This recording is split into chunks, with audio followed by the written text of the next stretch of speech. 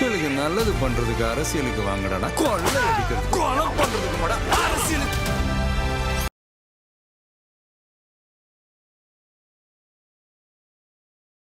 ரெட்ரோலுக்ஸ் குடும்பங்களுக்கு வணக்கம். இன்றைய கார்த்திக் விஷன் நிகழ்ச்சியில் தமிழகத்தில் நடக்கும் அரசியல் நிகழ்வுகளை பற்றி பேசலாம். வணக்கம் கார்த்திக். வணக்கம் ஜோ.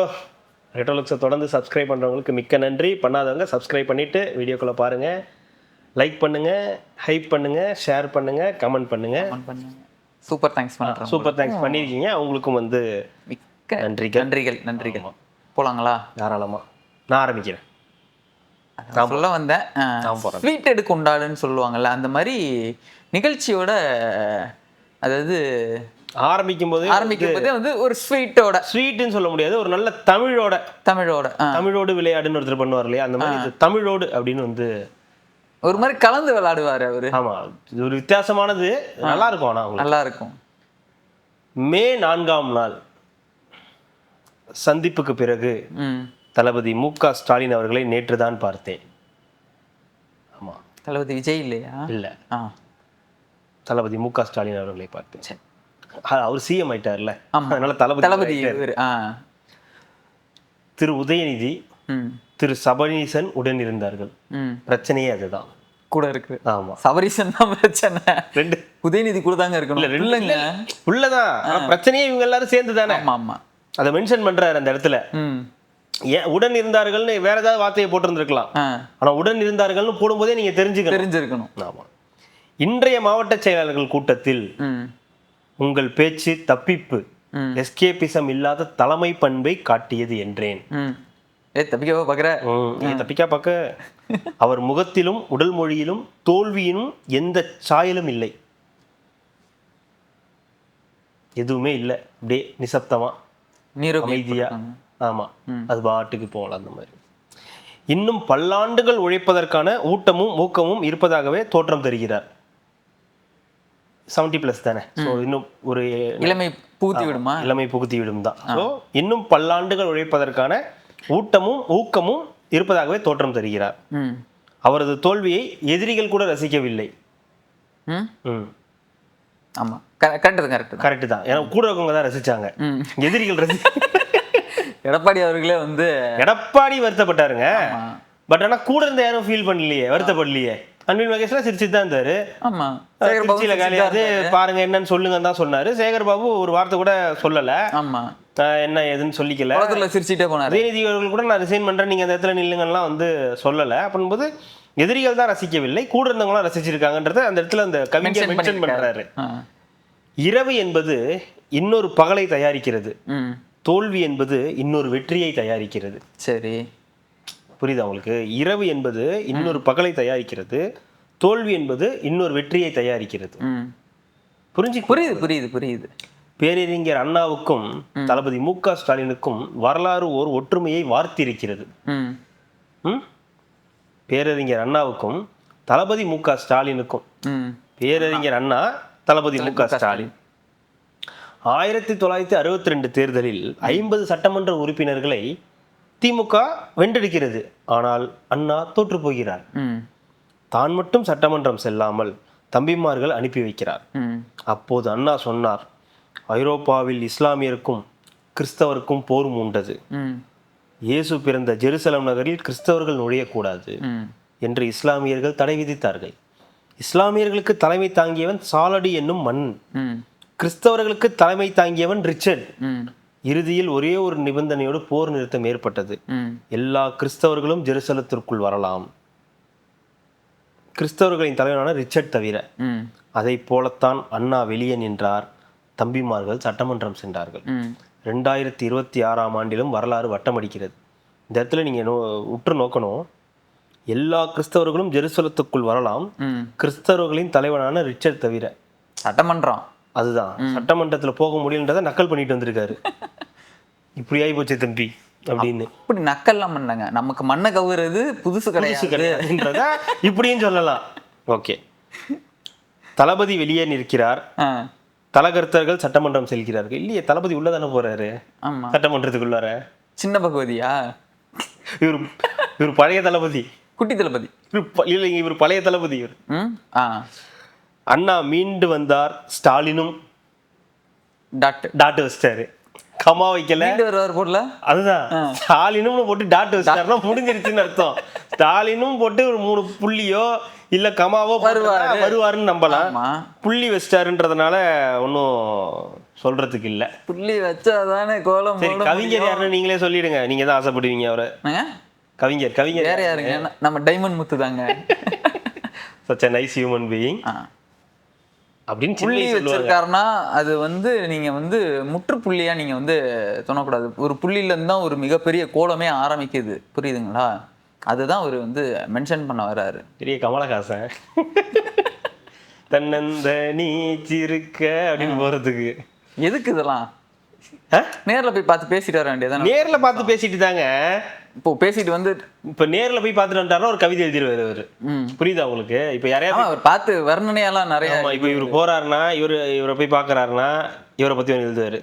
ரஜினியை போய் பாக்குறாருன்னா அவரை பத்தி ஒன்று எழுதுவாரு. கமலஹாசனை போய் பாக்குறாருன்னா அதை பத்தி ஒன்று எழுதுவாரு. இல்ல இவரை யாராவது வந்து சந்திக்கிறாங்கன்னா அதை பத்தி ஏதாவது. ஆக மொத்தம் எழுதுறது அவருடைய வேலை. அதனால அவர் வந்து எழுதிட்டாரு. தெரியல, மைண்டுக்குள்ள வேற என்னமோ ஓடுது. நம்மளாம் ஏதாவது ஒன்று ரசிச்சாதானங்க நம்ம கவிதை எழுத முடியும். அது விடுங்க, இல்ல அது ஓகே. நீங்க என்ன சொல்ல வரீங்க நான் புரிஞ்சுக்கிட்டேன். எல்லாரும்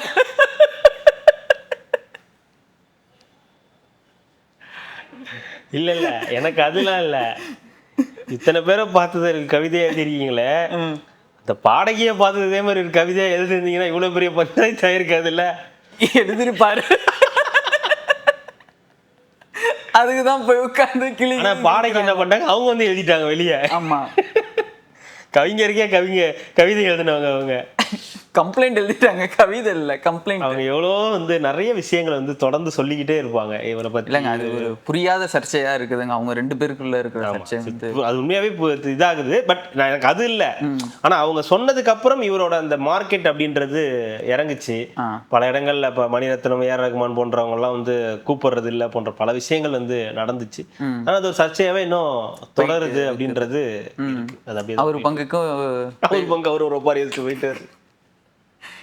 எனக்கு இதெல்லாம் பார்க்கும்போது யார் எப்படி எழுதுமா ஞாபகம் வரும்? பாஸ் என்கிற பாஸ்கரன் பார்த்துருக்கீங்களா? மாட்டு டாக்டர் இல்ல மாட்டு டாக்டரா இருப்பாரு. ஆமா, அது ஒரு மாட்டு டாக்டர் தானே, வெட்டினரி டாக்டர் தானே. வெட்டினரி டாக்டர் ஊருக்கெல்லாம் பிரசவம், உனக்கு ஒரு கல்யாணம் ஆக மாட்டேங்குது. அந்த மாதிரி தான் வந்து எல்லாரும் போய் வந்து எல்லாரும் ஜெயிச்சுட்டாங்களேப்பா, நீங்க மட்டும் ஜெயிக்கலையப்பா அப்படின்னு வந்து வைரமுத்து சொல்லாம சொல்லிட்டு வந்திருக்காரு. அண்ணா மீண்டு வந்தார், ஸ்டாலினும் டாட்.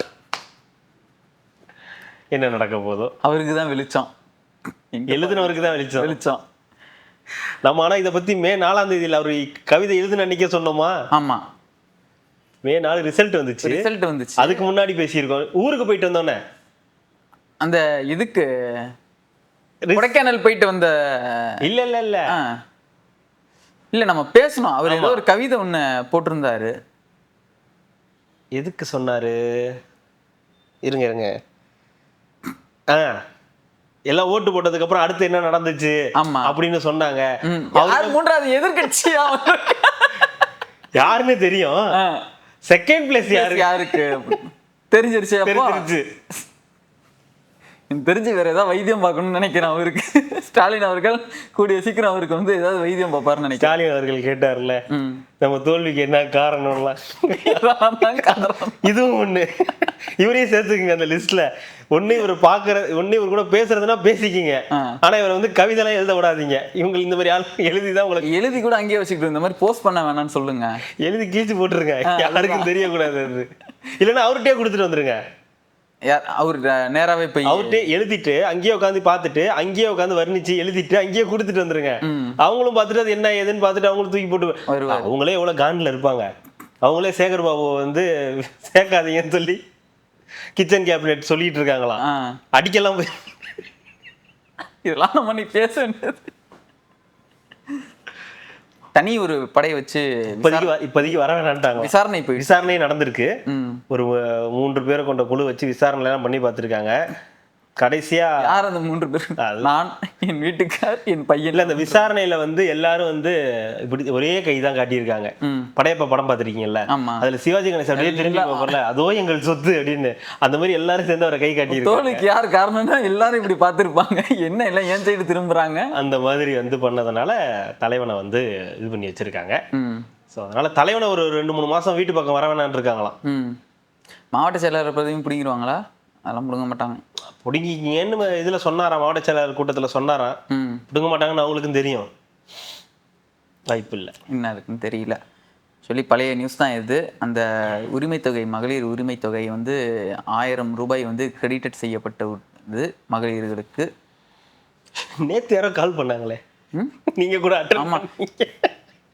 என்னங்க நான் கூட சரி ஏதோ நம்ம ப்ரொமோஷன் தான், என்னங்க அவங்கலாம் பணம்லாம் போடலன்னு டப்புன்னு அவர்கிட்ட கொடுத்துட்டேன். அவரும் என்னங்க போட்டால் 1000 ரூபாய் எல்லாத்துக்கும் போட வேண்டியதானே, எங்களுக்குலாம் வரல, சீக்கிரம் ஏதாவது ஒன்று சொல்லுங்க அப்படின்னாங்க.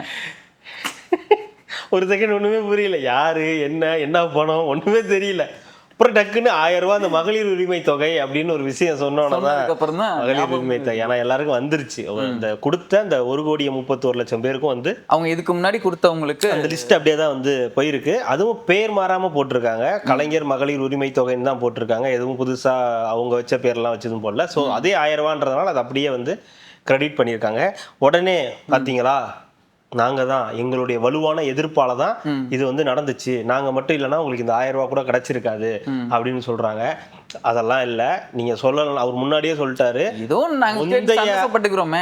அதுதான், வேற சந்தோஷம் மட்டும்தான் பண்ண முடியும், வேற என்ன பண்ண முடியும். முந்தைய அரசினுடைய திட்டங்கள் நலத்திட்டங்கள் தொடரும்னு சொன்னதுக்கு அப்புறமும் நாங்க தான் எங்களால தான் இந்த எங்களுடைய எதிர்ப்பால தான் இதெல்லாம் கிடைச்சது அப்படின்னு அந்த பெருமைப்பட்டுக்கிறது சந்தோஷப்பட்டுக்கிறதெல்லாம் இருக்குல்ல, அதுதான். ஸோ இந்த 1000 ரூபாய் அப்படின்ற ஒரு விஷயம் 2500 ரூபாய்க்கான அந்த பணி தொடங்கிட்டாங்க. அதுக்கான அந்த வேலைகள் வந்து போயிட்டு இருக்கு. இப்போ நிதியமைச்சராக செங்கோட்டையன் அவர்கள் வந்து பொறுப்பேற்றிருக்கிறதுனால அது எப்படி ப்ராசஸ் பண்ண போறாங்க. ப்ளஸ் 60 வயதுக்கு மேல் உள்ளவங்களுக்கு வந்து அதிகமான உதவித்தொகை அப்படின்றது ஒரு பக்கம் கொடுக்குறேன் இருக்காங்கன்றதுனால எல்லாமே ப்ராசஸ்ல இருக்குன்னு சொல்லிக்கிட்டு இருக்காங்க. ஆனா வந்து நாங்க தான் எங்களால தான் இந்த முத்துவேல் நீங்க இந்த 1000 ரூபாய் ஃப்ரீ பஸ்ஸு இதெல்லாம் வந்து தொடர்ந்து கொடுக்குற வரைக்கும் இது வந்து முத்துவேல் கருணாநிதி ஸ்டாலினுடைய ஆட்சி தான் அப்படின்னு வந்து சொல்லிட்டு எல்லாரும் வீட்டுல இருந்து ட்வீட் போட்டுக்கிட்டு இருக்காங்க. வீட்டுக்கு அனுப்புனதே வந்து சும்மா இருக்கணும், ரெஸ்ட் எடுக்கணும் தான். ஆனா அதையும் பண்ணாம திரும்ப அதே வேலையை வந்து பண்ணிட்டு இருக்காங்க. சரி பண்ணட்டு, அதனால ஒன்றும் தப்பு கிடையாது. ஆனா வந்து இப்ப நம்ம என்ன சொல்றோம்னா, கடந்த கால ஆட்சியில நீங்க இந்த மாதிரி கொடுத்தப்ப வந்து என்ன தொடரும் அப்படின்னு இது பண்ணல. அம்மா உணவகம் மாதிரியான விஷயங்கள்லாம் வந்து தொடரவே இல்லை. லேப்டாப் எல்லாம் நீங்க வந்து ஸ்டாப் பண்ணீங்க. ஸோ இந்த மாதிரி நிறைய திட்டங்களை வந்து நீங்க ஸ்டாப் பண்ணிருக்கீங்க. ஆனா அவர் வந்து உங்களுக்கு அந்த இதை வந்து கொடுக்குற உடனே 2500 ரூபா கொடுக்கல, நீங்க சொன்ன வாக்குறுதி. நான் திரும்பி சொல்றேன், நீங்க டைம் அவர் டைம் வேணும்னு இருக்காரு. 6 மாசம் நாங்க அமைதியா இருக்கோம் நீங்க சொல்லியிருக்கீங்க. இது எதையுமே நீங்க ஃபாலோ பண்ண மாட்டேங்கிறீங்க. மக்களே ஏத்துக்கிட்டாங்க, ஆமாங்க இப்பதான் வந்திருக்காரு, டைம் கேட்கிறாரு, கொடுப்போம், என்னதான் பண்றாங்கன்னு பாப்போமே. நாம தான் உடனே நாங்க வந்து 8000 ரூபாய் கூப்பன் கொடுத்துருப்போமே, நாங்க வந்து 8000 ரூபாய் கூப்பன் நீங்க முன்னாடி கொடுத்துட்டீங்களா? நாங்க தான் 2000 ரூபாய் கொடுத்துருப்போம்ல. நீங்க கொடுத்துதானே ஒரு பொண்ணு செத்து போச்சு. ஆமா பாவம். ஒரு இது திருச்சி இது இல்ல பஞ்சப்பூர் கிட்ட. ஆமா பஞ்சப்பூர் அவங்க ஒருத்தவங்க இறந்து போனாங்கல்ல, உங்களுடைய 8000 ரூபாய் கூப்பனால் தானே வந்து இறந்து போனாங்க. ஸோ 8000 ரூபாய் கூப்பன், நாங்க வந்து இந்த 8000 ரூபாய் கூப்பன் அது வந்து ஒரு அதுதான் அந்த சொல்லுவாங்கல்ல இந்த சர்க்கிள், அப்படியே அதே மாதிரி அதே டூல் கிட்டு அப்படியே எடுத்து அப்படியே காப்பி பேஸ்ட் பண்ணி அப்படியே போஸ்ட் பண்றது இருக்குல்ல, அந்த வேலை. 2000 ரூபாய் 8000 ரூபாய் 2000 ரூபாய் 8000 ரூபாய் போங்க போய் தொலைங்க அப்படின்னு. ஸோ இந்த அரசு இந்த விஷயங்களை எல்லாமே செயல்படுத்திக்கிட்டே வந்து இருக்காங்கன்றதை நம்ம வந்து பார்க்குறோம். அவங்களால 2500 ரூபாய் இப்போ கொடுக்க முடியலனா கூட அந்த 1000 ரூபாய்ன்றதை கொடுக்குறாங்க. இது இப்படிலாம் சொல்றதை பார்த்தா நமக்கு வந்து இப்போ முன்னாடி இருந்தவங்களுடைய அந்த ஸ்கீம் இன்னும் பண்ணிக்கிட்டு இருக்காங்க. சாப்பாடு போடுறாங்க, மதிய உணவு, சத்துணவு, சைக்கிள், லேப்டாப் கூட இப்போதான் ஃபைனலாக தான் கொடுத்தாங்க. சைக்கிள், அம்மா உணவு இதெல்லாம் கொடுத்தா அப்போ பெருந்தலைவர் காமராஜர் ஆட்சி, இவர் எம்ஜிஆர் அவர்களின் ஆட்சி, ஜெயலலிதா அவர்களின் ஆட்சி தான் தொடருது இங்க. அப்போ நீங்க ஒன்றும் புதுசா இங்க செய்யல. அப்போ நீங்க சொல்றது காலையில போட்ட சிற்றுண்டி, அப்புறம் இந்த 1000 ரூபாய், அப்புறம் இந்த ஃப்ரீ பஸ், இதுதான் உங்களுக்கு. அப்படி பார்த்தா இது உங்களோட ஆட்சியே உங்க ஆட்சி கிடையாது. பெருந்தலைவர் ஆட்சி, எம்ஜிஆர் அவர்கள் ஆட்சி, ஜெயலலிதா அவர்கள் ஆட்சியோட தொடர்ச்சி தான் நீங்க. அதோட தொடர்ச்சி தான் விஜய். அப்போ இந்த இடத்துல உங்களோட பேரையும் சேர்த்துக்க வேண்டியிருக்கு. அப்போ நீங்கன்னு ஸ்பெஷல் எதுவும் கிடையாது. இது எல்லாரும் தொடர்ந்து பண்ணிட்டு இருக்காங்க. அது உங்களுடைய ஆட்சியில் நடந்தது, அதையும் சேர்த்து அவர் வந்து பண்ணிக்கிட்டு இருக்காரு. அவ்வளவுதானே தவிர முத்துவேல் கருணாநிதி ஸ்டாலின் ஆட்சியெல்லாம் கிடையாது. அது அப்பவே அவங்க ஒத்துக்கல யாரும். இப்போ ஸ்பெஷலாலாம் ஒத்துக்க முடியாது. நீங்க இப்படி சொல்லிட்டு இருக்கீங்க, ஆனா இவர் எதுவுமே பண்றது இல்ல, இது ஒரு மாய தோற்றம் மாதிரி, நீங்க தான் வந்து மீடியா எல்லாமே ஊதி ஊதி பெருசாக்கிட்டு இருக்கீங்க, இது எல்லா ஆட்சியிலையுமே நடக்கிறது தான், இந்த மதுக்கடையை மூடினது அது என்னமோ அதிரடி காட்டுற மாதிரி நீங்க வந்து பயாஸ்கோப் காமிச்சிட்டு இருக்கீங்கன்னு ஒருத்தர் சொல்லியிருக்காரு. 2 விஷயம் சொல். பொதுவாகவே இந்த மாதிரி புதுசாக ஆட்சிக்கு வரும்போது அவங்க எடுக்கிற ஒவ்வொரு நடவடிக்கையுமே ஒரு பேசு பொருளாக மாறும். இப்போ ஸ்டாலின் அவர்கள் 3வது வருஷம் இப்படிலாம் பண்ணாருன்னு யாரும் டெய்லி நியூஸ் போட போகிறது இல்லை. இது நடந்துச்சு நியூஸ் தான் வரும். பட் ஒரு பிரேக்கிங்காவோ பரபரப்பாவோ இருக்காது. இந்த ஆட்சி அமைஞ்சு இப்போ தான் 1 வாரம் ஆக போகுது. நம்ம பேசிட்டு இருக்க இன்னைக்கு தான் 1 வாரம் ஆக போகுது. போன ஞாயிற்றுக்கிழமை இந்த ஞாயிற்றுக்கிழமை. ஸோ அப்போ இந்த 1 வார காலத்தில் என்னெல்லாம் பண்ணியிருக்காங்க, இந்த புதிய முதலமைச்சர் விஜய் அவர்கள் இதை செஞ்சாரு, முதலமைச்சர் விஜய் அவர்கள் இதை இவங்களெல்லாம் கூப்பிட்டு ஆலோசனை பண்ணாரு அப்படின்ற வர நியூஸ்லாம் வந்து சாதாரணமாக வர்றது தான். அதை அப்போ இருந்ததுலாம் வெறும் நியூஸ் மட்டும்தான். இப்போ சோசியல் மீடியாவோட தாக்கம் அதிகமாக இருக்கு. ப்ளஸ் விஜய் அவர்களுக்கு இன்ஸ்டாகிராம், ட்விட்டர் இதெல்லாம் வந்து அதிகமான ஃபாலோயர்ஸ் இருக்காங்க. ஸோ அவங்க தன்னெழுச்சியாகவே சில விஷயங்களை பண்ணுறாங்க. ஒன்று, அவங்களோட சைட்லேருந்து வரக்கூடிய ஒரு ஒர்க்கும் நடக்குது, அதை நம்ம இல்லைன்னா சொல்ல முடியும். அவங்களோட ஒரு சைடும் ஒரு ஒர்க்கு நடந்துகிட்டு இருக்கு. ப்ளஸ் தன்னெழுச்சியாக விஜய் அவர்களுடைய ஃபேன்ஸாக இருந்தவங்களாம் இந்த மாதிரி வர விஷயங்களை ஏங்க நம்ம வீடியோலாம் எடுத்து கட் பண்ணி போடுறாங்கல்ல, அப்போ அது வந்து அந்த டீம் பண்ணுதுன்னு சொல்ல முடியுமா? இல்லை. அப்போ இவங்களா தான் அதெல்லாம் வந்து பண்ணுறாங்க. ஸோ அவங்க விருப்பப்பட்டு விஜய் அவர்கள் மேலே இருக்கக்கூடிய அந்த அன்புல சில விஷயங்களெல்லாம் எடுத்து பண்ணுறாங்க. அதுதான் வந்து நடக்குது. உடனே இது ஒரு மாய பிம்பம், மாய தோற்றம் அப்படின்னு அது எப்போ பார்த்தாலும் ஒரு இழிவுபடுத்திக்கிட்டே இருக்கணும். இது ஜெயிப்பே கிடையாது, இது வெற்றியே கிடையாது அப்படின்றதெல்லாம் இல்லை. சொன்னது யாரு? ஜெயிச்சவர் தான் சொல்லியிருக்காரு. அதுதான் சொல்றேன். நீங்க இந்த மாய பிம்பம்னு சொல்றது, இந்த ஆட்சிக்கு அவிழ்ந்துருன்னு சொல்றது, சீக்கிரம் தோத்துரும் இதாயிடுவாங்க, நம்மளோட ஆதரவால தான் இந்த கூட்டணி இந்த ஆட்சி வந்து நடக்குதுன்னு சொல்றது, இது எல்லாமே வந்து வார்த்தை ஜாலங்கள். ஒண்ணு, உண்மையானவங்க தோத்துட்டோன்னு ஒத்துக்கிறவங்க அவங்க ஜெயிச்சோன்றதை ஒத்துக்கணும். ஆமா, நீங்க தோத்துட்டோன்றதை ஒத்துக்கிறீங்க, ஆமான்னு ஏத்துக்கிறீங்க, நான் தான் பொறுப்பேத்துக்கிறேன்றீங்க. ஆனா அவங்க ஜெயிச்சாங்கன்றது உங்களால வந்து ஏத்துக்க முடியலன்னா, இல்ல ஏத்துக்க முடியாதுதான். ஆனா அப்படி எவன் ஒத்துக்கிறானோ அவன் தான் அடுத்து மறுபடியும் வருவான். அப்போ அவனுக்கு தான் மக்கள் வந்து அங்கீகாரம் கொடுப்பாங்க. நீங்க கடைசி வரைக்கும் நாங்க ஒத்துக்க மாட்டோம், இன்னமும் இவிஎம்னு இருக்கானுங்க சில பைத்தியக்காரங்க நம்ம பாக்குறோம். கொஞ்சம் கடுப்பாக தான் இருக்குது. அதனால தான் அவன் வருது. நிறைய பேர் இன்னும் சொல்லிடுறாங்க இது இவிஎம்மால ஜெயிச்சது, இது வந்து ஒரு மாய பிம்பத்தால் வந்தது, ஒரு நடிகர்னால வந்தது. எங்கேயோ கொண்டு போயெல்லாம் கனெக்ட் பண்ணுறாங்க. விஜய் அவர்களுக்கு வந்து ஜெருசலேம்லேருந்துலாம் இது இருக்குது, முசாரோட இது இருக்குது, இது பண்ணி இவிஎம் மூலியமா இது பண்ணி ஜெயிச்சிட்டாங்கன்னா புரியல எனக்கு. ஏன் 108 தான் பண்ணாங்க? புரியல. அவ்வளோ பண்ணாமல் 108 தான் பண்ணியிருக்கான். இன்னொரு 10 எக்ஸ்ட்ரா போட்டு 118 பண்ணியிருக்கலாமே. அப்போ அதிமுக யாருன்னு தெரியாம போயிருக்கும்ல, அதனாலதான். ஏங்க இப்போ 47 ஜெயிச்சதுனால அதிமுக ஒன்றும் பண்ண போறது கிடையாது. அதிமுக ஒரு 10 எடுத்து குறைச்சு 37 ஆக்கி இந்த பக்கம் 118 கொடுத்துருக்கலாம். மெஜாரிட்டி வந்தா இவங்க 2 பேரும் யாருன்னு தெரியாதுல்ல, அதனாலதான். வேற ஒன்றும் கிடையாது. கரெக்டா 108 தான், கரெக்டா 108 தான் ஜெயிக்கணும். இவங்க எல்லாத்தையும் ஆம்புலன்ஸ்ல அனுப்பணும் தான், வேற ஒன்றும் கிடையாது. வாரி துண்டு போடுவாங்க. இந்த மாதிரி இந்த மகாமுனின்னு ஒரு படம் பார்த்துருக்கீங்களா? அதுல ஒரு டயலாக் வரும், உண்மையான ரவுடிங்க அவங்க யாருன்னு காட்டிக்க மாட்டாங்க, அவங்க வந்து இருக்கிற இடம் தெரியாம தான் இருப்பாங்க. இந்த மாதிரி அள்ளு சில்லறீங்க தான் இந்த 10 ரூபா டீ குடிக்கிறதுக்கு 10 ரூபாய்க்கு கொடுக்கறதுக்கு அப்படின்னு தான் ஒரு ரவுடின்னு வந்து காட்டிக்கிறேன். அந்த மாதிரி தான் இவிஎம். இது வந்து மாயபிம்பம், இன்ஸ்டாகிராம் இது வந்தது, ரீல்ஸ் மூலியமா வந்தது. ஏன் அதே ரீல்ஸ்ல தானே நீங்களும் இருந்தீங்க. ஹை கைஸ், இதுதான் நம்ம சீஃப் மினிஸ்டர் அறிமுகப்படுத்திட்டாங்க. அவங்க மாறிட்டாங்க. அவனுங்களே வலுக்கட்டாயமா தான் நீங்க இழுத்துட்டு போனீங்க, அது வேற விஷயம். அந்த குட்டி பசங்க அவனுங்க இன்ஸ்டாகிராமில் தான் இருந்தாங்க, அதில் தான் நீங்கள் வந்து ரீல்ஸ் பண்ணீங்க, அதில் தான் நீங்கள் அந்த பசங்களை கூப்பிட்டு வச்சு உலகத்திலேயே யாரும் பண்ணாத அரிய வகை விளம்பரம் நீங்கள் தான் பண்ணீங்க.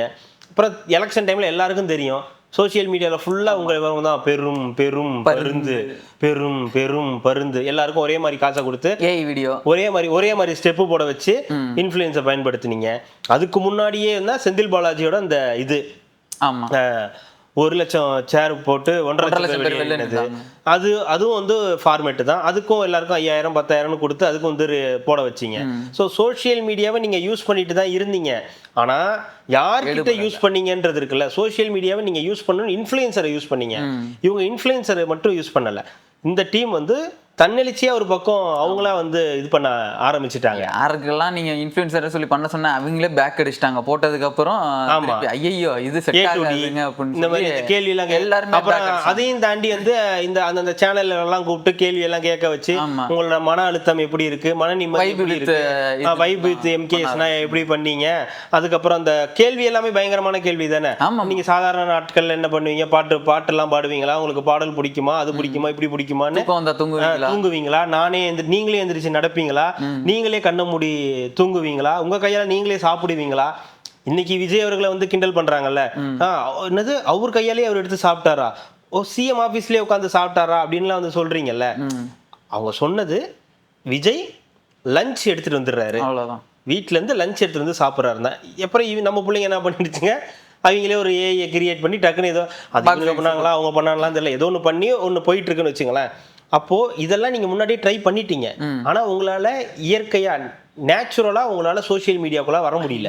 ஆர்கானிக்கா இருக்கீங்க. அதான் ஆர்கானிக்கா உங்களால ஒரு இதை கொண்டு வர முடியல.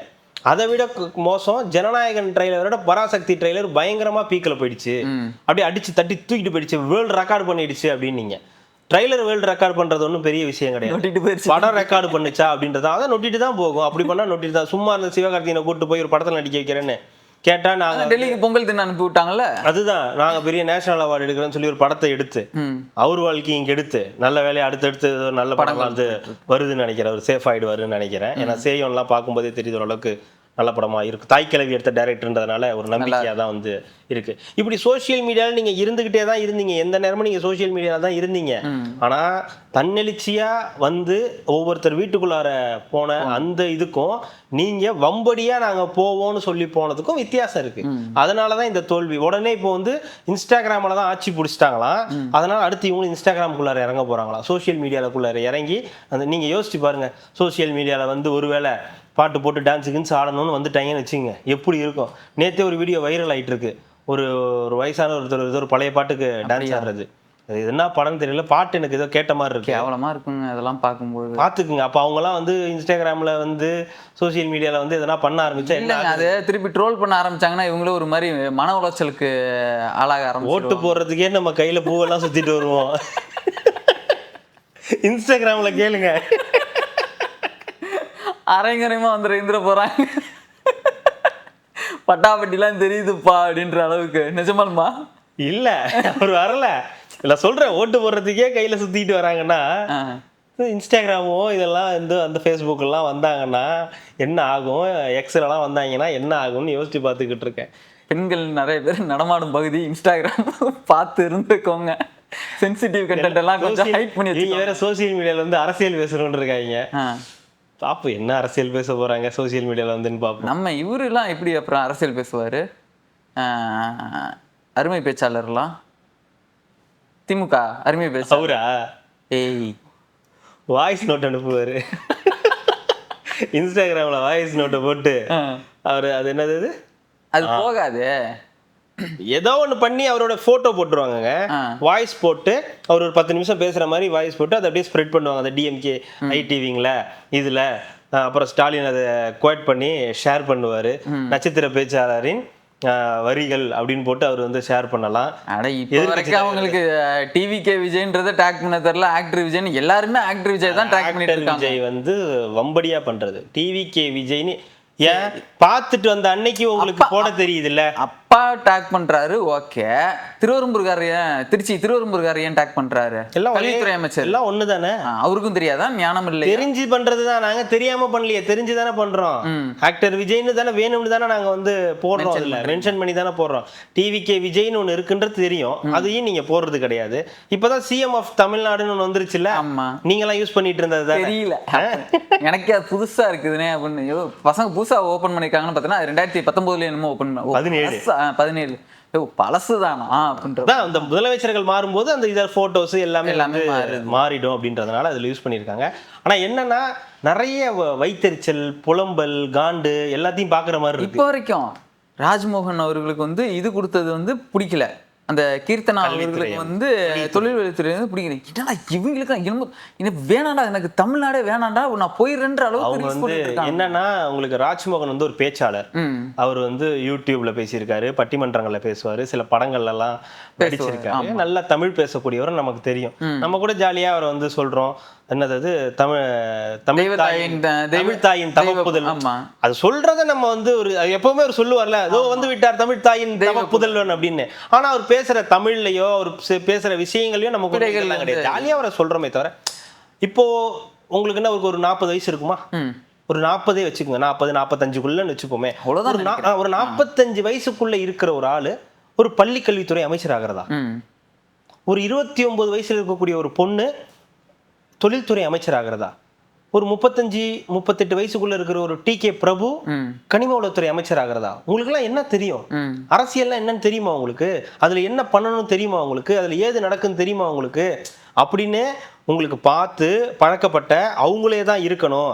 இப்பயும் நான் அது நிறைய பார்க்குறேன். விஜய் அவர்களுக்கு அந்த சிஎம்மோட கெத்து இல்லை, சிஎம்கான அந்த இது இல்லை. இப்போ ஜெயலலிதா அவர்களை பாருங்க எப்படி இருக்காங்க, ஸ்டாலினை பாருங்க எப்படி இருந்தாரு, எம்ஜிஆர் அவர்களை பாருங்க எப்படி இருந்தாங்க அப்படின்னு, கலைஞர் அவர்களை பாருங்க. வயசானவங்களே பார்த்து பார்த்து உங்க கண்ணு பூத்து போச்சுன்னு நினைக்கிறேன். அது ஒரு பிரச்சனை. ரெண்டாவது, இப்படியெல்லாம் வந்து அந்த சிஎம்கான கெத்துன்றது அந்த சேர்ல உட்கார்றதுல இல்லை, செயல்ல பண்ண போறோன்றது தான்.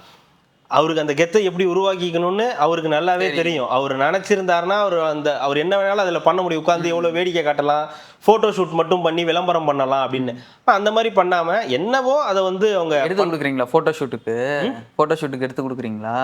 ஃபோட்டோ ஷூட்லாம் எடுத்துட்டாங்களே, அதுதான் எடுத்துட்டு அதெல்லாம் நிறைய எடுத்துருக்கோமே. நம்ம தான் அப்படியே காப்பி பேச, எனக்கும் அதே மாதிரி வேணும், எனக்கும் அதே ரெட் கார்பெட்ல வேணும், எனக்கும் அதே ட்ரோன் வேணும், எனக்கும் அப்படியே தான் துண்டை சுத்தணும், எனக்கும் அதே காஸ்டியூம் வேணும், ஆனா ஆஃப் ஹேண்ட்ல வேணும், ஃபுல் ஹேண்ட் வேணாம், ஆஃப் ஹேண்ட்ல கட்டி வச்சிருக்க கோட்டை எல்லாத்தையும் தகர்க்கிறாரு. அது வந்து அவங்களால ஏத்துக்க முடியலங்க. அவன் ஏத்துக்க முடியாது. இப்போ அந்த பின்னாடி சாருக்கு பின்னாடி இப்ப கூட பாருங்க, கல்வித்துறை அமைச்சரா வந்து இவரை நம்ம ராஜ்மோகன், இதுக்கு முன்னாடி இருந்தவர் கோவி செழியன் இருந்தாரு.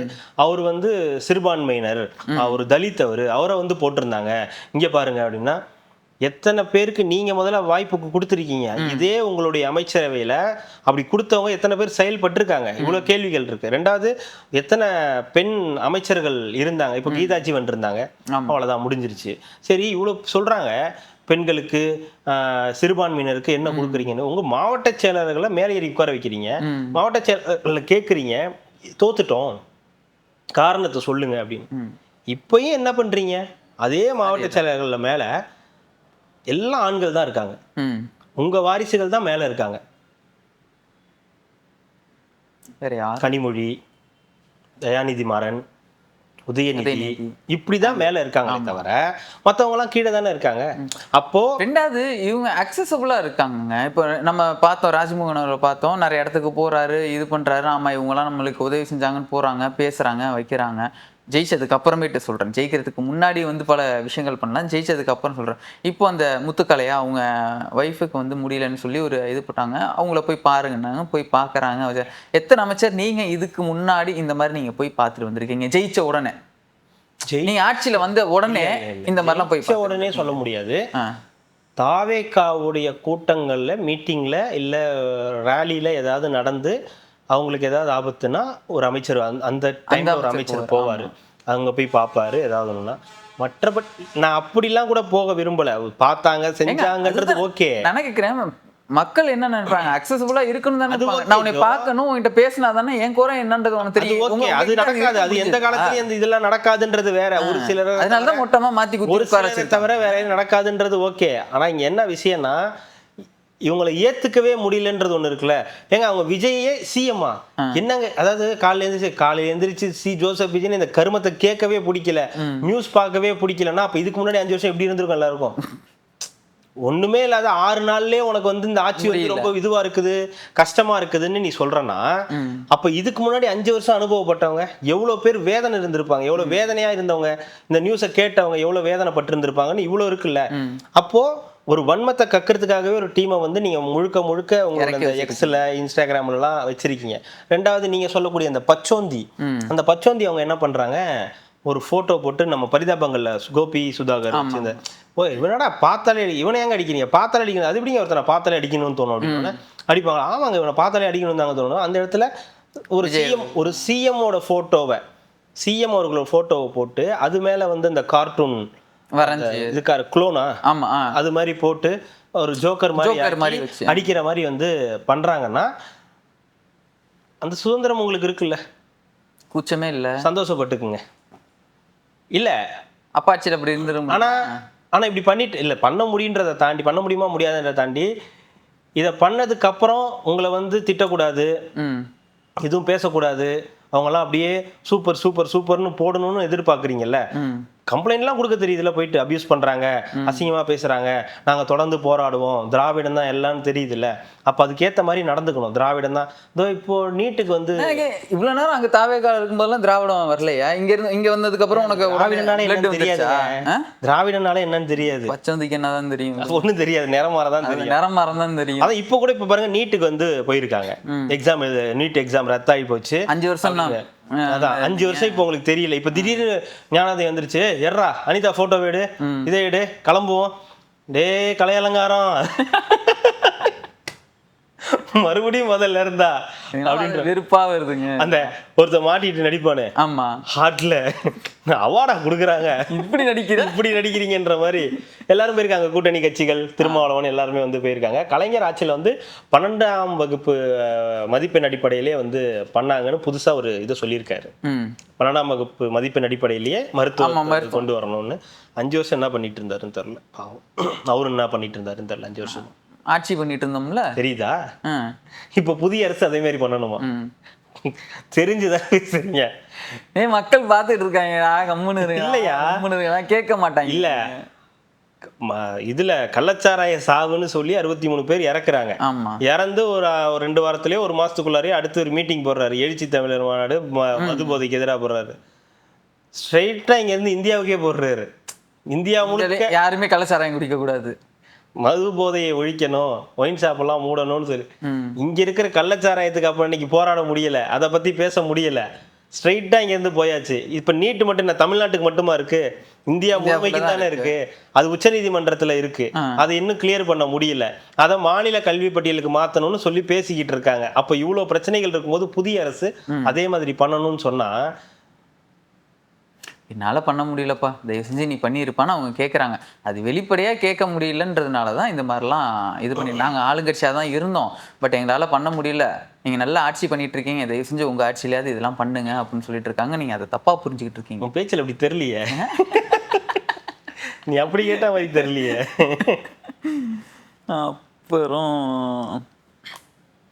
அப்புறம் என்ன, அப்பா பேசுனது தான் இது எல்லாமே பேசுனது. அந்த திருவான்மியூர்ல அந்த இன்ஸ்பெக்டரை வந்து, இன்ஸ்பெக்டர் வந்து அந்த அது இல்லாமல் இன்னொரு வேலைகள் நடந்துகிட்டு இருக்கு. கள்ளச்சந்தையில் இந்த மதுபானம் விற்கிறது, இந்த மாதிரி விஷயங்கள்லாம் வந்து கொஞ்சம் தொடர் நடவடிக்கை எடுக்கணும் அப்படின்ற சில விஷயங்கள்லாம் வந்து பேசிக்கிட்டு இருக்காங்க. அந்த மாதிரி எடுத்தாங்கன்னா நல்ல விஷயம். அதே மாதிரி இந்த 21 வயசுக்குள்ள இருக்கிறவங்களுக்கு அது எப்படி கண்டுபிடிப்பாங்கன்னு தெரியல. 21 வயசு பார்க்கும்போது கொஞ்சம் மெச்சூர் இல்லாம இருந்துச்சுன்னா நீங்க ஐடி கார்டு வாங்கி, அது ஒண்ணு. இன்னுமே 10 ரூபா வாங்கிட்டு தான் இருக்காங்க ஜோ, நிறைய இடங்கள்ல இன்னுமே 10 ரூபா அப்படின்றது வாங்கிட்டு தான் இருக்காங்க. ஆனா சமூக வலைதளங்கள்ல நிறைய வீடியோஸும் போட்டுட்டு தான் இருக்காங்க. இது மாதிரி இருக்கு, சமூக வலைதளத்துல நிறைய வீடியோஸ் போடுறாங்க. இது முழுக்க அதிகாரிகளும் வந்து கவனிக்கணும். அவங்க வந்து பார்த்துட்டு கவர்மெண்ட் இங்கே தான் இருக்காங்க, ஆனா டாஸ்மாக் ஊழியர்கள் எல்லாமே போராடுறாங்க. ஏன்? டாஸ்மாக் ஊழியர்கள் வந்து அந்த கடையை முன்னா அவங்களுடைய வருமானம் பாதிக்கப்படும், அவங்களுடைய குடும்பங்கள் பாதிக்கப்படும். அவங்களுடைய நீங்க கடை வச்சு நடத்துறியா? அவங்க நடத்தலைங்க, அவங்களுக்கு வேலை இழப்பு ஏற்படும். அவங்கள வேற வேலைக்கு வந்து வேற துறை ஏதாவது மாத்த சொல்லுங்க. அவங்களுடைய சம்பளங்கள் வந்து கொஞ்சம் குறைவு முதல்ல, அது வந்து நம்ம ஏத்துக்க வேண்டிய ஒரு விஷயம். அவங்களுடைய சம்பளமே வந்து 16,000 சொச்சம், அந்த இஎஸ்ஐ பிஎஃப் போக அவங்களுக்கு கிடைக்கிறது ஒரு 14,000 சொச்சம் தான் வந்து சொல்றாங்க. உறுதியான தகவல் இல்லை, பட் நான் பார்த்து இவ்வளவு நாள் எப்படி இருந்தீங்க, அதுதான் வர வர வாங்கி இல்ல 10 ரூபா வருது இல்ல கட்டிங், அதை வச்சுதான் வந்து இதோ ரன் ஆயிருக்கு. இப்ப அது இல்லைன்னா உங்களுக்கு கொஞ்சம் இதாகுது. ரெண்டாவது அந்த 717 கடையை முன்னா அதுல இருக்கக்கூடிய வேலை பார்க்கறவங்க அந்த மாதிரி பஞ்சாயத்தெல்லாம் வருன்றதுனால ஓடிக்கிட்டு இருக்கு. பட் இதுக்காகலாம் வந்து அரசு வந்து அதை திறக்கணும், வேற எங்கேயா கடையை கொண்டு போய் மாற்றி வைக்கணும்னா அவங்களுக்கு வேலை வாய்ப்போ இல்லை வேற பொருளாதார ரீதியாக வேற ஏதாவது ஒரு இது அரேஞ்ச் பண்ணணுமே தவிர திருப்பி இந்த கடையை திறக்கிற வேலையெல்லாம் வந்து வச்சுக்க கூடாதுன்றது தான் நம்மளுடைய. 16,000 ரூபா தானேங்க இன்னைக்கு டிபார்ட்மெண்டல் ஸ்டோர்ல போய் நம்ம சும்மா ஸ்டோர்ல நின்று நம்ம எடுத்து கொடுக்குறதோ இல்லை துடைக்கிற வேலை வச்சாலே 20,000 ரூபா தராங்க. அவங்களாம் தாராளமா போவாங்க. நம்மன்னு இருங்க, அவங்களுக்கு பிழைக்கிறதுக்குலாம் நம்ம தமிழ்நாட்டு மக்களுக்கு வந்து சொல்லணும்னு அவசியமே சொல்லலை ஜோ. அவங்க வந்து ஒரு கவர்மெண்டோட அந்த இதுல இருந்து வராதனால அதுலயே வேற எங்கேயாவது வேலைகள் இருக்கும், அரசு வேலைகள் வேற ஏதாவது இருக்கும், அதுல கொடுக்கலாம் சொல்லி. நீ வாங்கக்கூடாது, பார்த்தக்கூடாது, 10 ரூபா நீ எப்படி வாங்க மாட்டேன்னு சொல்லி நீ எல்லாம் பேசுனீங்கன்னா அப்ப அந்த மாதிரி தான் பண்ணுவாங்க. நீங்க ஏதோ இப்ப வேற மூடுக்கு மாறிக்கிட்டு இருக்கீங்க. நான் 2 தான் பார்த்துட்டேன், நீங்க டென்ஷன் ஆயிட்டு இருக்கீங்க. இல்ல இவங்கெல்லாம் பேசுறது நடத்துறது போறதெல்லாம் பார்த்தோன்னா ஒரு மாதிரி காமெடியா கோவம் வருது. அப்படியே போங்க, ஏன் அப்படி அதை போய் ஏன் அப்படி வந்து இதாக எடுத்துக்கிறீங்க? நார்மலா எடுத்துங்க. பேசுறாங்க பாருங்க, எனக்கு நானே 15,000 ரூபா தான் வாங்குறேன், கம்முன்னு இருங்க அப்படின்ற மாதிரி தான் இருக்குது இவங்க பேசுறது எல்லாமே. பேனர் விஷயம் பார்த்தீங்களா? பேனர்கள்லாம் வந்து அடிக்கக்கூடாதுன்னு ஆமா சொன்னாங்க அப்படின்னு. ஆனால் பேனர்கள் தொடர்ந்து தாவேக்காவினர் வந்து அடிச்சு தான் இருக்காங்க. சில பேர் நம்ம வந்து ட்விட்லாம் கூட போட்டால் கூட நிறைய பேர் வந்து உனக்கு என்ன இப்போதானே இந்த அரசாங்கம் அமைஞ்சிருக்கு, உனக்கு என்ன, ஏன் இந்த அரசாங்கம் மாறினதுன்றது உங்களுக்கு தெரியணும்ல, ஏன் மாற்றத்தை மக்கள் விரும்புனாங்க, ஏன் விஜய் அவர்களை வந்து முதலமைச்சராக ஆக்குனாங்கன்னா இந்த மாதிரி விஷயங்களை தவிர்க்கணும். பேனர் வைக்கிறது ஓகே, மக்களுக்கு இடையூறா இருக்குன்னா அந்த இடத்துல பேனர் வைக்கக்கூடாதுன்றது தானே உண்மை. அப்புறம் நீங்களும் ஃப்ளெக்ஸாக அடிச்சுக்கிட்டு ரோட்டில் போய் மறைச்சி வச்சுக்கிட்டு உங்களுடைய அந்த பற்றை காமிக்கிறதுக்கு பெரிய பெரிய சைஸில் முதலமைச்சருடைய படத்தை போட்டு பக்கத்தில் உங்கள் படத்தை போட்டு காமிக்கிறதுக்கு அவங்களுக்கு வந்து எம்எல்ஏவும் அமைச்சராகவும் ஆக்கி வச்சிருக்காங்க. உங்கள் படத்தை காமிக்கிறதெல்லாம் விட முதலமைச்சர் படத்தை நீங்கள் காட்டவே தேவையில்லை. அவர் 69 படம் நடிச்சிருக்காரு. அவரை இந்த தமிழ் சினிமா இருக்கிற வரைக்கும் மறக்காத, தமிழர்கள் இருக்கிற வரைக்கும் அவரை வந்து மறக்க மாட்டாங்க. அப்படி ஒரு வரலாற்று சிறப்புமிக்க சம்பவத்தை அவர் இப்போ ஒரு பண்ணியிருக்காருன்னு போது நீங்கள் ஃப்ளெக்ஸ் அடித்து தான் உங்களுடைய இதை காட்டணும்லாம் உங்கள் முதலமைச்சரை நீங்கள் கௌரவிக்கணும்னு அவசியம்லாம் கிடையாது. அவரை வந்து நீங்கள் இது காப்பாற்றணும், அவர் மேலே மரியாதை வைக்கணும்னா உங்களுக்கு கொடுத்த பொறுப்பை மட்டும் செய்யுங்க. எம்எல்ஏ பதவியையும் அமைச்சர் பதவியும் சரியாக செஞ்சாலே போதுமானது. அதுக்கப்புறம் இந்த பேனர் அடிக்கிறது, இந்த கலாச்சாரத்தெல்லாம் மாற்றணுன்றது தான், அதுதான் விருப்பமே தவிர நீங்கள் பேனர் அடிக்கக்கூடாதுன்னு சொல்கிறது இல்லை எங்களோட கான்செப்ட். பழைய அரசு செய்த அதே தவிர நீங்களும் செய்யாதீங்க, அதுதான் நம்மளுடைய கோரிக்கை. அப்புறம் இந்த சொல்லியிருந்தேன்ல, இந்த இன்ஸ்டாகிராமில் ஒருத்தவங்க மெசேஜ் பண்ணியிருந்தாங்க அப்படின்னு சொன்னாங்கல்ல, ஒருத்தவங்க மெசேஜ் பண்ணியிருந்தாங்க இன்ஸ்டாகிராமில். அவங்க சென்னையில் இருக்காங்க, ஊர் திருச்சி தான், திருச்சி கிழக்கில் தான். நான் இருக்கிற ஏரியாவுக்கு பக்கத்து ஏரியா தான், முதலியார் சத்திரம்னு சொல்லுவாங்க.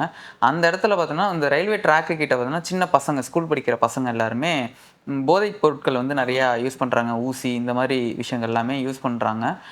நாங்கள் போய் கம்ப்ளைண்ட்லாம் கொடுத்ததுக்கு ஸ்டேஷன்லேருந்து சும்மா பேருக்குன்னு வந்து விசாரித்தாங்க. அவங்களும் கூப்பிட்டு விசாரிச்சிருக்காங்க. விசாரிச்சதுக்கப்புறம் ஏதோ அனுப்பி விட்டாங்க போல இருக்குது, இந்த மாதிரி உட்காரக்கூடாது வைக்கக்கூடாதுன்னு அனுப்பி விட்டாங்க போல இருக்குது. அவங்களாம் திருப்பி வந்து மிரட்டுறாங்க அந்த பசங்க, உங்களை நான் எதாவது டிஸ்டர்ப் பண்ணோமா, எதுக்கு போய் கம்ப்ளைண்ட்லாம் கொடுக்குறீங்கன்னு சொல்லி மிரட்டுறதான் வந்து சொன்னாங்க. இது எப்படின்னு இருக்குது, ஆனால் பார்க்கும்போது எங்களுக்கு அது ஏற்றுக்க முடியல. நான் சின்ன பசங்க, அவங்க இந்த மாதிரி இருக்கிறது வந்து முடியல, ஸோ உங்களால் முடிஞ்சது ஏதாவது பண்ணுங்க அப்படின்னாங்க. நடக்கும், கண்டிப்பாக அது யாராவது பார்க்குறவங்க யாராவது திருச்சி கிழக்கில் இருக்கக்கூடிய ஜெயித்த திருச்சி கிழக்கு ஆயிடுச்சு. சரி, அதற்கு பதிலாக இன்னைக்கு நிர்வாகிகள் இருப்பாங்க இல்லையா, இருக்காங்க. பார்த்தீங்கன்னா வந்து அது என்ன ஏதுன்னு, எந்த இடம் அது, திருச்சி முதலியார் சத்திரம் அப்படின்ற அந்த இடத்துக்கிட்ட வந்து ரயில்வே கேட்டுக்கிட்ட வந்து இருக்குதான். பெட்டர் நீங்கள் எல்லாருமே ஒரு 10 பேர் சேர்ந்து சிஎம் செல்லுக்கு ஒரு கம்ப்ளைண்ட்டாக எழுதி போடலாம்ன்றது என்னோட ஒரு தனிப்பட்ட ஒரு சஜஷன். நல்ல விஷயம். இன்னொன்று இருக்குது, பேசுகிறீங்களா? நம்ம அர்ஜுனா அவர் இலங்கை எம்பி வந்து இங்கே வந்திருக்காரு, தமிழ்நாடு வந்திருக்காரு. வந்தவர் சும்மா இல்லாமல் போய் இன்டர்வியூலாம் கொடுத்துருக்காங்க. அந்த இடத்துல அண்ணனை பற்றி வேற கேட்டிருந்தேன்னு கொஞ்சம் கொந்தளிச்சிட்டாரு. பிச்சைக்காரனுக்கு புண் சரியாகணும்னு சொல்லக்கூடாதுங்க, அவன் இருந்தாலும் இந்த புண்ணை நோண்டி அது பெருசாகிட்டே இருக்கான், அப்போ தான் அவனால் பிச்சை எடுக்க முடியும் அப்படின்னாங்க. இப்போ எதுக்கு இந்த கதை சொல்கிறாருன்னு எனக்கு, நீ என்ன சொல்கிற அப்போ தான் சொல்லிட்டு இருக்காரு, அவருக்கு பற்றுலாம் ஒன்றும் கிடையாது. ஏங்க இத்தனை இருக்கேன், நானும் இங்கே வந்திருக்கேன், தமிழ்ன்றது பேசுகிறேன், நான் என்ன இது வரைக்கும் என்ன பண்ணியிருக்காரு, போராட்டங்கள் என்ன பண்ணியிருக்காரு. நீங்கள் விஜயும் எவ்வளோ போராடி இருக்காரு உங்களுக்கு தெரியும்ல.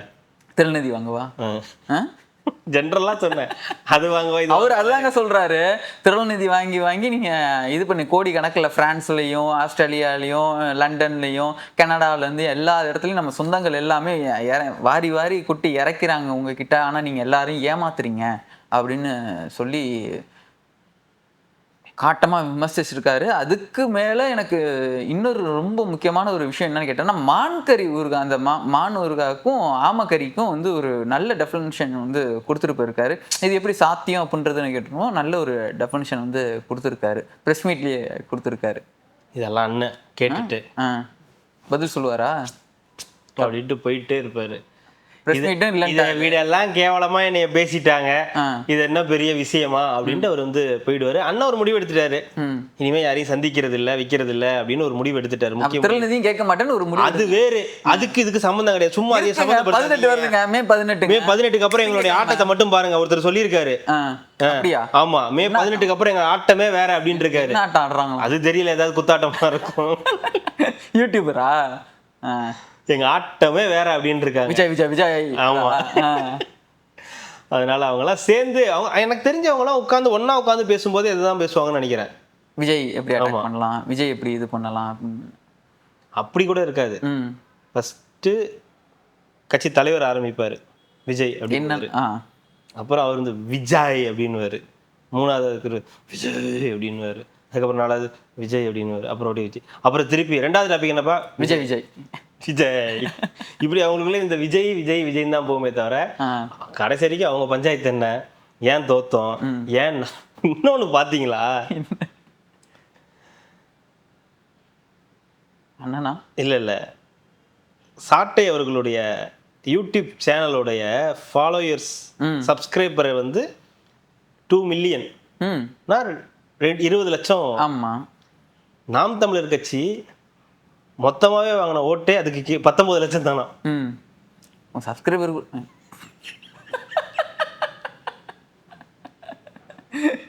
யாரா நீங்கெல்லாம் அப்படி இருக்காங்கல்ல.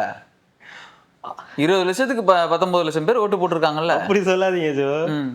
உங்களால பேசி உன்னோட சப்ஸ்கிரைபரை ஏத்திக்க முடிஞ்ச உனக்கு ஓட்டு போடுற எண்ணிக்கை அதிகமாக்க முடியல பாத்தியா? ஏங்க 36 லட்சத்துல இருந்து 19 லட்சத்துக்கு கொண்டு வந்தாச்சுங்க. ஆமா, யாரு காரணம்? நான் தான். நானே அப்படின்னு அது நானே உன்னை அழிக்க போறதால 2 ஆக்காம விடுறதா இல்ல, 0.2 ஆக்கிற வரைக்கும் என்னுடைய போராட்டம் ஓயாது. அதுக்கு தானே இப்ப ஆட போறோம் ஆட்டத்தை.